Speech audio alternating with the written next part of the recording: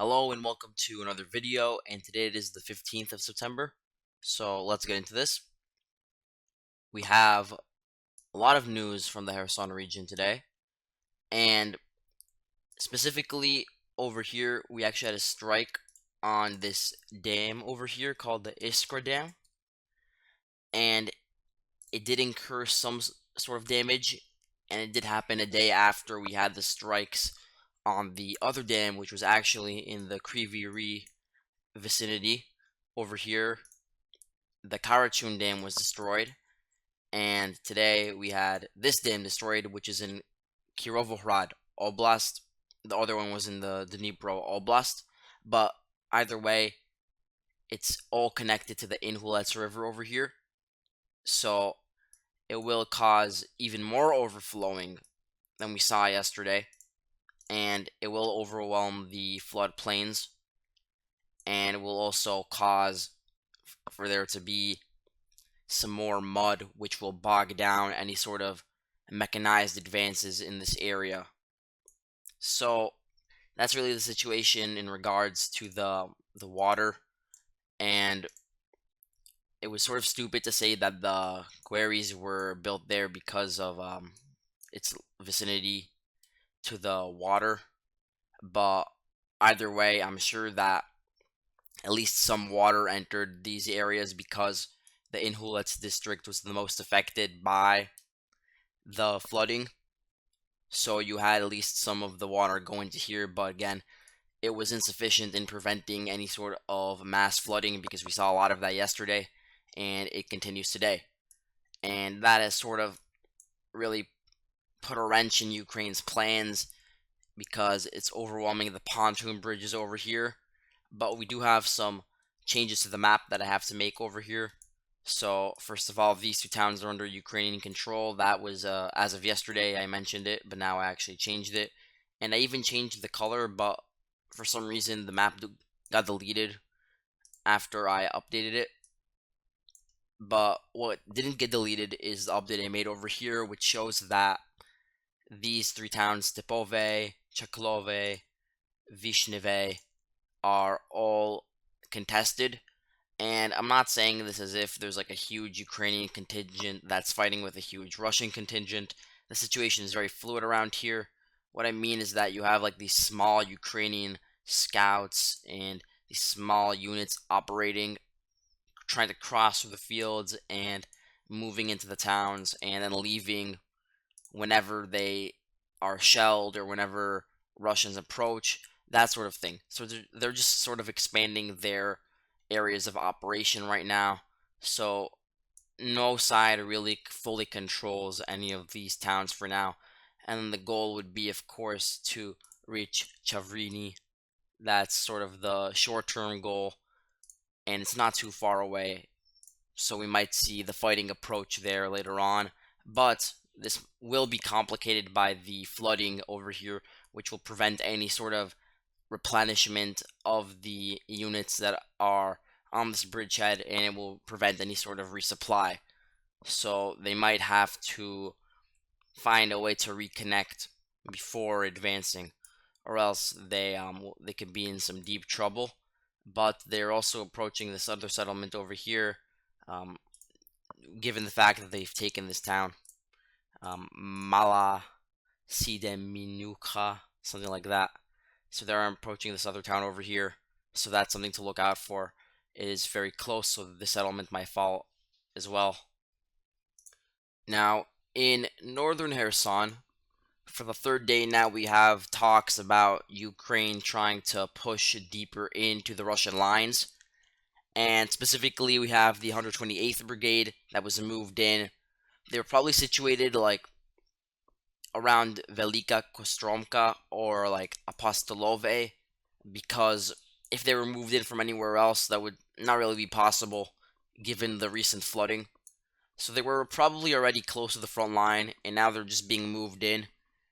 And in addition to the 128th Brigade, you also have a tank platoon from the 17th Brigade that was moved into Potomkina over here, and it's going to try to push towards Kostirka over here. and also towards Novopetrivka, as we've talked about before.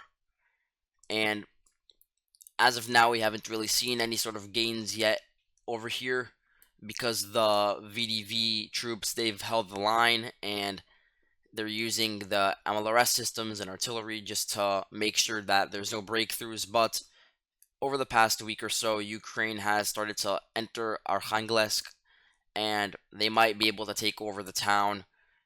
That might be sort of disrupted now, given the flooding and the fact that the town is so close to here. This entire area could get flooded very easily, which will just bog down both sides and turn this into no man's land. But that's really it for the Kherson region. Interestingly, we have images from Nikopol of Russia using kamikaze drones. The interesting thing is that these were actually Geran 2 drones, and there were two of them pictured. Either they were like shot down by Ukraine or they just crashed into some random positions because we have photos of the wreckage and they aren't really inside any like targets. They're just in like one was near a tree, I recall. So the Geron 2s, they're the Russian iteration of the Shahed 136 drones, and those are the Iranian drones that were given to Russia. So we know for sure now that at least some were given to Russia, and the number that I had previously read from the media is about 1,000 from some like Iranian media and Russian media. So it seems as if those drones are being utilized in the area around Zaporizhia right now. Anyway, let's move on to the situation around Donetsk. The one thing that I have to mention is this video over here from Krasnohorivka, which for some reason the a thing I wrote got deleted, but I'll add it in later on. What I have over here was basically a video of the 100th Brigade of the DPR breaking through a Ukrainian trench system just to the east of Krasnohorivka. This was basically their line. They were able to overwhelm the Ukrainian forces, force them to fall back to this other line over here, and they cleared out all the hedgerows as well. And the fact it took this long is sort of crazy. It shows how fortified this area is, just like World War One. And now think of how difficult it will be to like go in and take all of Krasnohorivka. It might take a very long time, and I don't see a head-on assault occurring anytime soon. You're just gonna see like all the trenches on the outskirts over here that I'm highlighting in yellow being overrun, and that will take a while, I'm sure. And then maybe you'll see hide and strikes, but actually going in will be very similar to Pesky, I would presume. Now let's move on. Nothing really to talk about in the Donetsk area, but we do have some news from the Bakhmut area. Now the DPR officially acknowledges that Mayorsk fell. I talked about it before even the DPR announced it, but usually they like announce this sort of stuff after the towns fell. From previous experience with mapping, they usually only announce the fall of a town on their maps after it was sort of confirmed by like a military bloggers a few days before. But again, no advances that are recorded on the map today.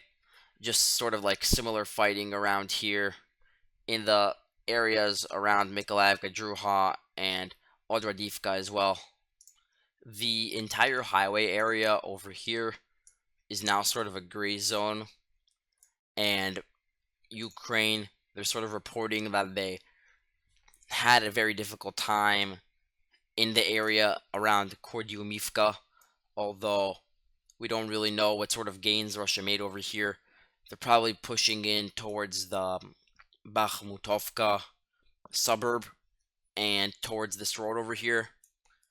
So we'll have to see what ends up happening, but I think that Wagner, they're gonna have a pretty easy time pushing through at least this area, but then actually fighting in Kordiumivka will be more difficult because of how entrenched it is.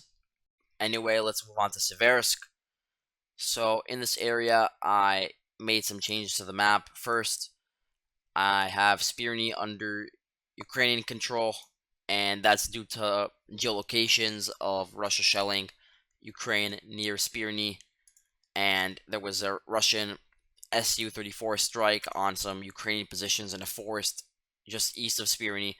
So all of that was geolocated to this area over here, and this does sort of indicate that the front line is stabilizing around the Luhansk Donetsk border, and Ukraine's goal would be to push towards Verkno and the oil refinery, and also towards Zolotarivka, but they suffered a minor setback after they lost Bilohorivka today, so that's back under LPR control.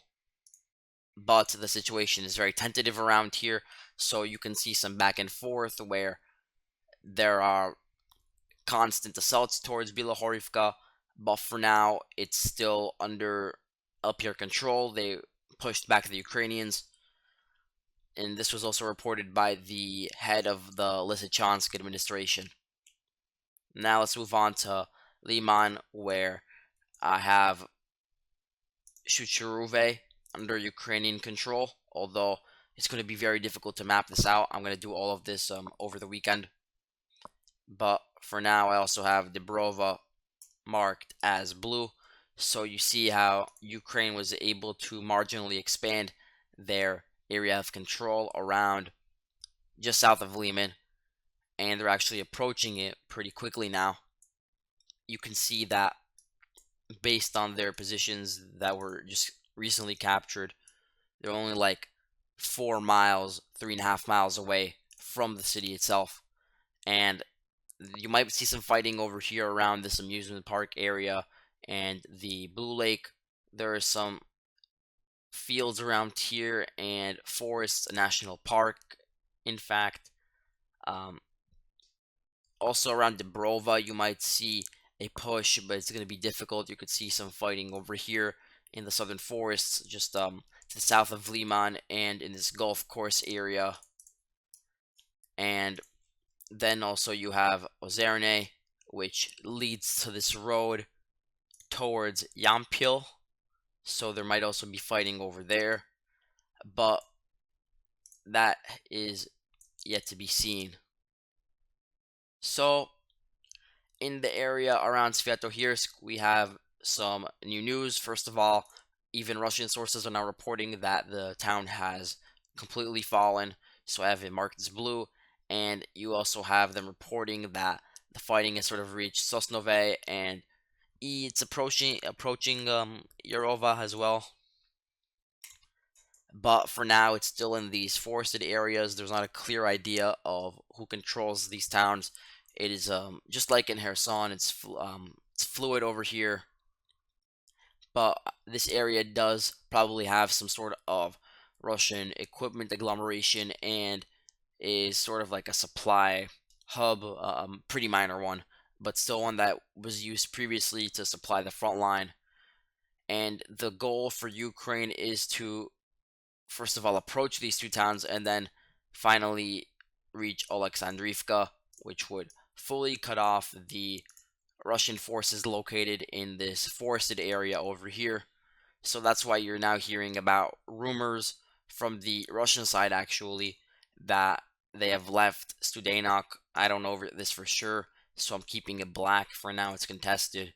You might have some Ukrainians roaming around these forested areas, but for now we don't know if they're actually in Studenak.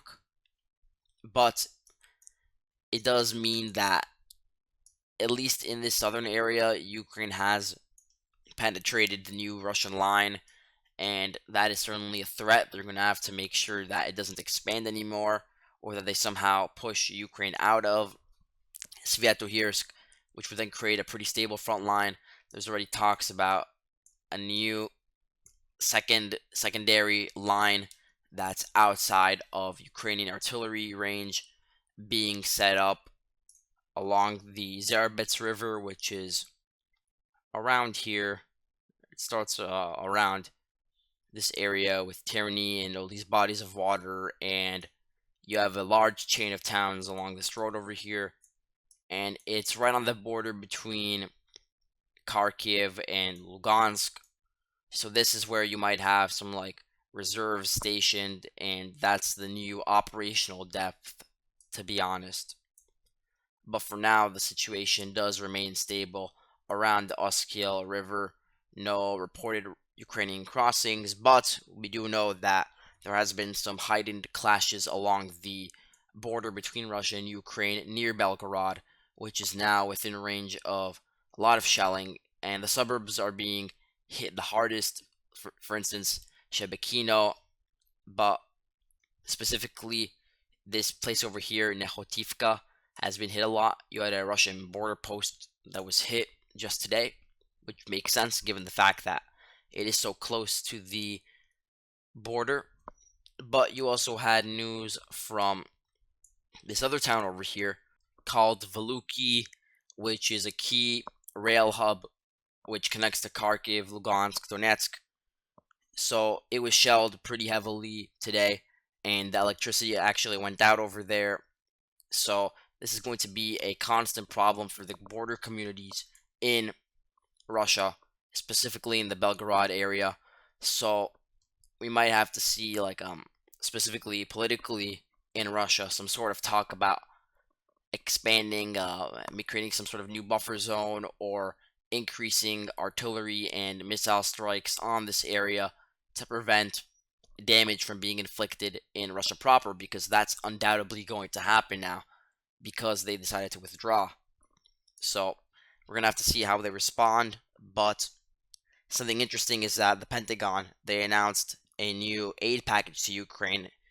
A total of $600 million will be given in ammunition for HIMARS and artillery shells, radars, and anti-drone systems. So it's possible that now, if Ukraine is given the green light following their success in Kharkov, if they're given the green light by the West, they might actually be able to use this artillery and specifically the HIMARS to attack Russia proper. And now they have a very good area to stage those HIMARS from to actually hit Belgorod itself. But we'll have to wait and see. Maybe they'll just use like some other artillery given by the West, but not specifically the HIMARS due to the politics surrounding its usage. But besides that, thank you all for watching, and I'll see you later.